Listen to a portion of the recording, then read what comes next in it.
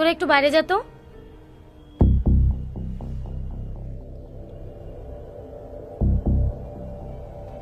তুমি যে ছেলেটাকে বিয়ে করতে চাইছো সেই ছেলেটা ভালো না, ওর সাথে আমার অনেক দিনের সম্পর্ক।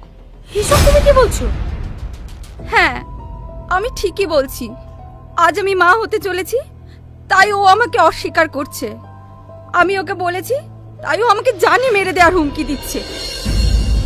না, আমি আপনার কথা বিশ্বাস করি না। টনিকে আমি খুব ভালো করে চিনি, ও এরকম কাজ কখনো করতে পারে না। আমি জানি তুমি আমার কথায় বিশ্বাস করবে না। এই দেখো মেডিকেল রিপোর্ট।